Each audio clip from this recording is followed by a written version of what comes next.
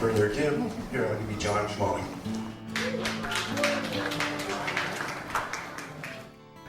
So we're going to start with the brief history. The Ocean Shore was incorporated on May 18th, 1905, and it was planned to be an electric line running from San Francisco to Santa Cruz. And it was really the only route into San Francisco left because the Central Pacific, the San Francisco and San Jose built the line during 1861-62 from San Francisco to San Jose, which is still the commute line today. So the first plans for the Ocean Shore Railroad, called the Atlantic and Pacific, John C. Fremont, the famous scout explorer, first Republican presidential candidate, so forth and so on, got involved in railroads. So this was his baby. And they had surveyors working through Santa Cruz County, and it was going to come from St. Louis and end up striking the California coast after going through the 35th parallel route, would strike the coast around Santa Barbara and head north through the coast counties. And that didn't happen because of the Central Pacific and their pressure they put on the various people to kill bills and do their backroom politics.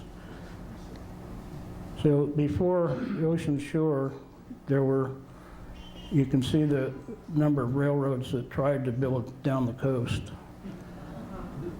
And there were a lot. And the one that came the closest was this San Francisco and Ocean Shore. They actually issued stock and had the surveys made. And then a funny little guy came along. You can see the route. You have the, no, I'll do it with this one. Yeah, it goes from San Diego to San Francisco with several different routes. And then the California Central was going to go without any curves or anything across the state and back to be part of the Transcontinental Railroad. So after the Civil War, they relaxed all the regulations and they gave franchises to everybody who wanted one. So there were a lot of competition. So in the defense of the Central Pacific, they had a lot of competitors. This route, if you look at the Ocean Shore map, you'll notice this route is identical. And some of the towns, of course, in Pacifica, there were no towns on this map. Spanish Town is Half Moon Bay, I think. Yeah, Spanish Town is now Half Moon Bay. And San Gregorio was a town. Purísima was a town. And Amesport was where the ships came in, so they put that on there. Then San Pedro Point is there. And Muscle, as they called it, Muscle Shovel Rock then. The guy who instigated the Ocean Shore Railroad was a shadowy figure who came into the Petaluma and Santa Rosa Railroad and organized that in 1903. And that railroad was successful. And he did that by collecting old previous surveys and just got a new audience. He went out and got the people that had the money, George McNair and all the money people. Spreckles bought into it, and that was successful. So he left there in 1904 and started hunting around for a new project. And he had pretty full pockets when he left. So his idea was to run a railroad along the coast. And the original plan was not to stop in Santa Cruz. The original plan was to build on through Watsonville and up the Pajaro River and going into San Juan Bautista, where one of the Ocean Shore backers had an interest in a cement plant, and it was known as Old Mission Cement and San Juan Cement. So from there, they were going to go through Hollister and Trespinos and out through by the Pinnacles and come out in Sacramento, San Joaquin Valley, and attach themselves to the Santa Fe. And all this was done because everybody involved in the Ocean Shore were San Francisco investors and business people, and they remember what happened when Central Pacific came to California. They built to Sacramento and decided that was the end of the line for a long time. They avoided San Francisco. And when they did come down, they went to Vallejo and built a dock and facilities in Vallejo, and then Oakland. So the people in San Francisco were not happy with SP. They were held captive like the whole state because they charged huge shipping charges, compared to the rest of the country. They were very, very high and always in trouble with the Congress. So anyway, it was a way to build a ring around SP, Ocean Shore's original stock or bond. So they began building it. This shot is just before the earthquake. You can see the earthquake was on the 18th, April 18th, 1906. And the date on there is April 3rd, 1906. This shot shows the San Jose car line crossing in front of the camera it's right dead center in the cut that they're building for the Ocean Shore tracks.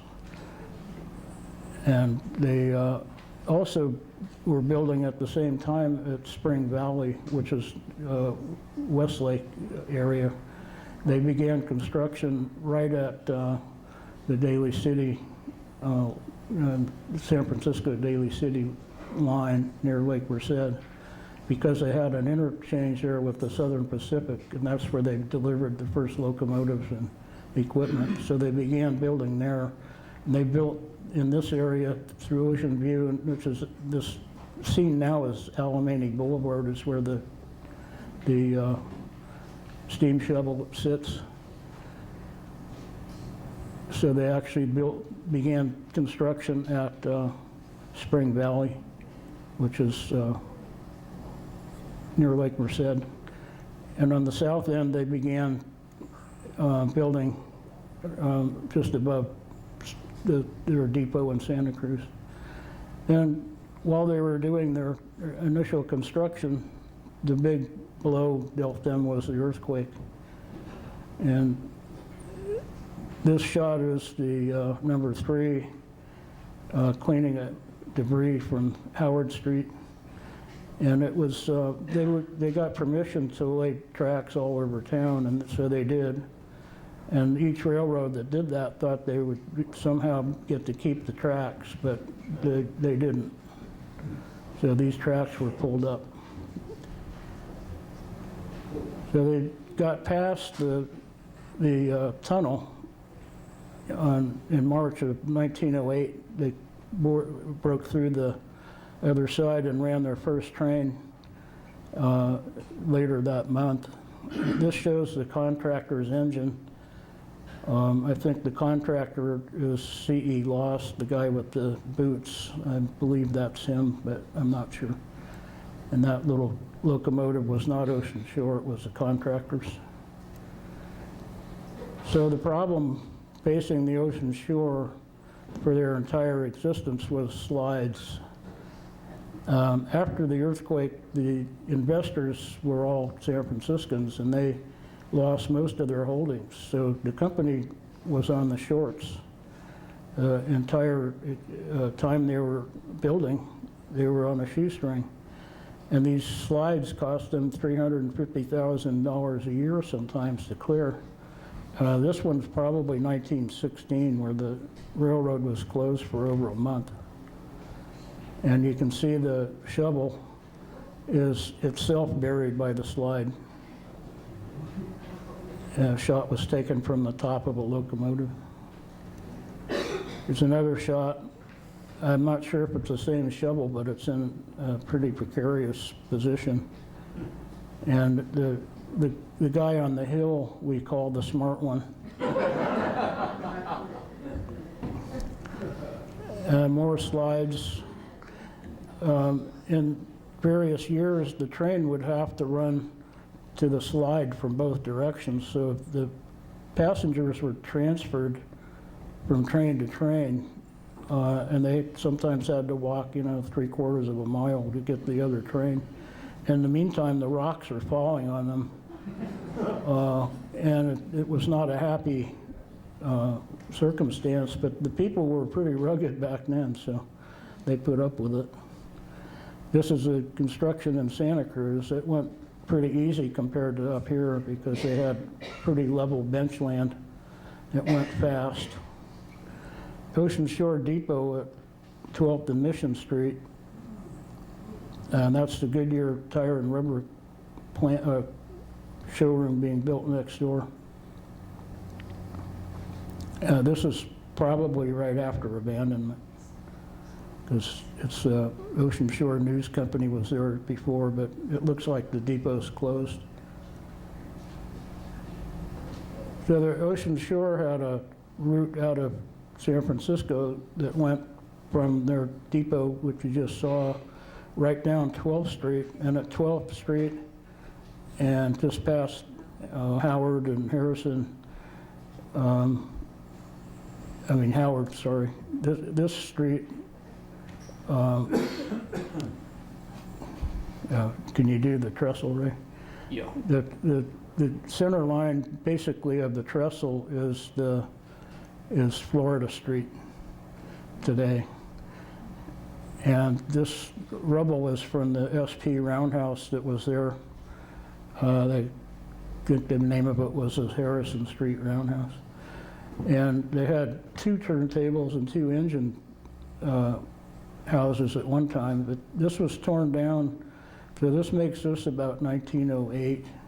About the time the Ocean Shore tore down that trestle, because they said they couldn't hold the trains on the steep hill, and it was dangerous. They had to cross over by franchise because the SP was their track in the foreground was the SP main line until the Bayshore cutoff was completed, and then they could run their trains, the way they go today, like the commute trains. And so the Daly City line, or the over the hill line, or whatever they call it, was just used for switching. So the Ocean Shore could take down their overhead crossing and cross at grade at, around Florida. So this shot, see if I can make my thing work. There. There we go. This shot is Potrero Avenue, right here. And the Ocean Shore ran right down the center of the street in Potrero Avenue. It went originally down this way and turned sharp left turn onto Mariposa, down Mariposa to Florida, and then went over that bridge we just saw. So this shot is the tracks. The corner up here at Mariposa was too sharp, and they had 50-foot long passenger cars like the 1409, and they dumped a few on the ground trying to make that corner. So the railroad petitioned the city and got a permission to cut through this lot. This is 18th Street. There's some of their construction equipment, and they cut through this lot. Can you point to that lot, the lot there? Yeah, right. Here. Yeah, right there. There's Where an S curve. Yeah, they yeah. follow. And that went behind the big building is the California Card Company. And it went over across that lot and then hooked up with Mariposa Street on a much more sane curve and grade. So Electrified there? that's all electrified. That part of the city was all electric. There was no steam allowed. Yeah. Yeah, even the electric motors had to run the construction equipment. This is the other end of Potrero Avenue, and the H line is in the center of the street, and about 20, I guess about 20, 25th. that's 25th, actually, that street there is 25th. But a little before that, the Ocean Shore started curving towards the sidewalk, or going to each side of Potrero. And the curving tracks to the left are the Ocean Shore. You can see the overhead wire that's curving into the shops. And the street running across in the background is Army Street, or Cesar Chavez today. This is looking the other way after abandonment, but you can see the tracks in the sidewalk and across the street are the Ocean Shore curving down towards the right corner of the picture. That's heading to the shops. That was all electric. There were no steam was allowed by charter. This is a shot past the shops of the Ocean Shore main line heading towards to the very right side of the picture. This one here, John? Yeah, to the right side of the picture, it is towards Alamany and where the farmer's market is. And this was when the people, the natives would call this Islas Creek, and some people call it Islas Creek. But it is, in those days, that was a genuine wetlands. Today, we would have parks and, you know. So anyway, it went across from the yards, and then the left-hand corner, you can see the smokestack sticking up of the, that was the incinerator, This one here? San Francisco incinerator, yeah. This one here, John? Yeah, that's San Francisco incinerator. I think it was built about between 1912 and 1915. So that you can see the filling that went on. The Ocean Shore started it there. In the later years, that's all filled in, and I guess it was Baronio Lumber Company was around here, and some of those. Right. That's the shop area. Yeah, and so they had just a lot of industry in there. In the very background, by the smoke and that big tank on the left, that begins the trestle, the long trestle of the SP built to get their Bayshore line across that swamp. That's the Bayshore cutoff that was so important to the SP commute trains. There's the shop area. They didn't have the capacity to do much repairs. It looks like they're doing boiler tubes on one of the locomotives, but they didn't have anything like SP to repair the locomotives. There was one of the electric motors that was homemade. They built 3 of these, and that's what they did all the switching with.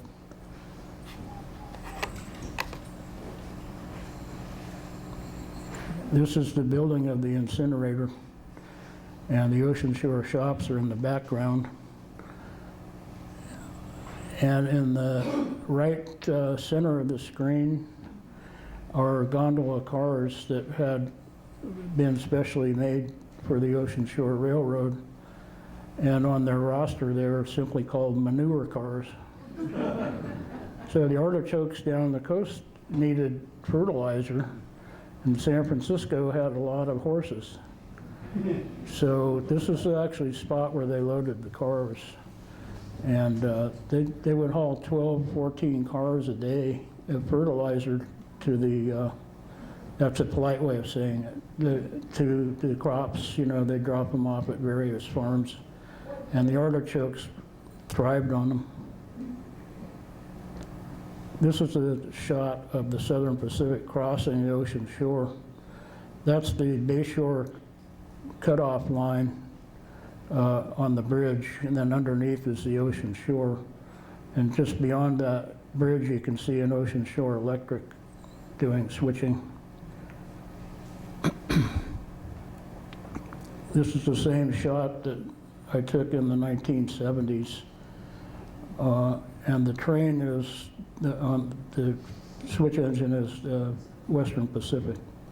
They took over switching. They split up the ocean shore tracks when they went out. They had a lot of switching that they did on ocean shore tracks. This Mission Street Viaduct, this was the preliminary trestle to, it was like a shoe fly while they built the concrete version that was there. Part of it's still there, isn't it, Ray? Yes. Yeah, a little part of it. Ray might have that. Anyway, the trestle below is the Ocean Shore Railroad. It was built for double track, and they only used one. That part was built before the earthquake. This is the line.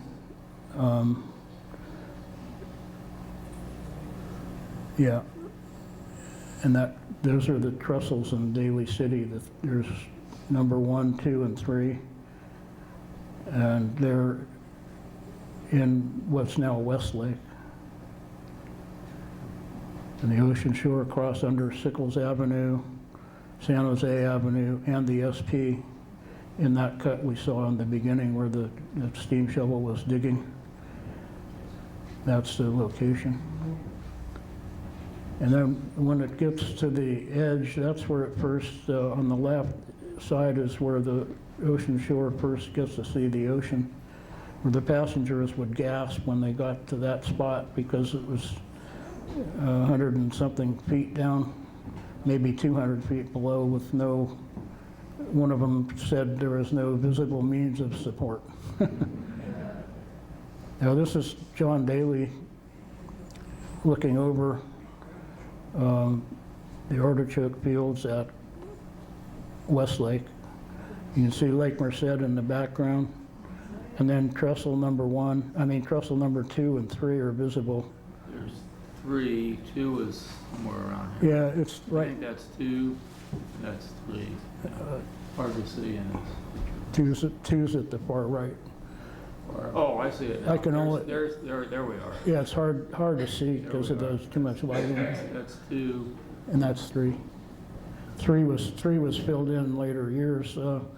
I interviewed Adolf Siegel, the engineer on the line, in 1975 or so, and he said he took a load of rock from the Rockaway Quarry over this trestle at one of the newer locomotives, and he said he could look back and see it weave.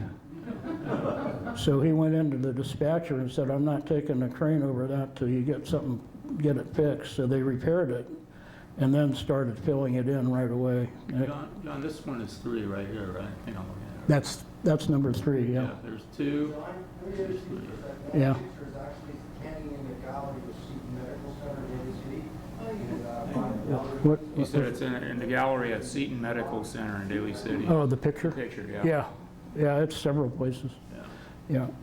This is a train on one of the trestles.